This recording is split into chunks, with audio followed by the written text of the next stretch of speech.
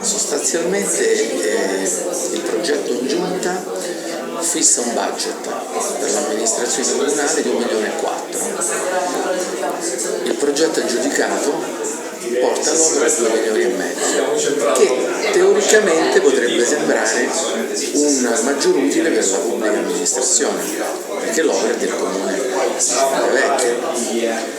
Ma se leggiamo attentamente il piano economico finanziario che sostiene l'opera, vediamo che a fronte di questo c'è un'attività produttiva dell'impianto decisamente più alta, che parte tutta da un calcolo di statistica, eccetera, eccetera, arriva addirittura a 2 fasce di comuni, fascia A e fascia B,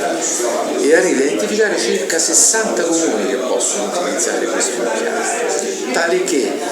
in regime di utenza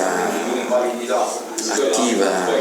a regime si possa arrivare fino a circa 2400 cremazioni annue. La consulenza tecnica dell'architetto Meccarelli è stata particolarmente dettagliata, ha ravvisato delle illegittimità nell'iter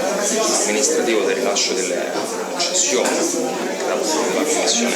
della commissione gara e la variazione dei due progetti, il progetto preliminare e quello definitivo approvato, dove risulta esserci una volumetria maggiore rispetto a quella del preliminare approvato, dove si ravvisa un elemento relativo all'abuso edilizio. Di conseguenza, se vi è un reato di quell'articolo 44 del Ministero pubblico di sequestro.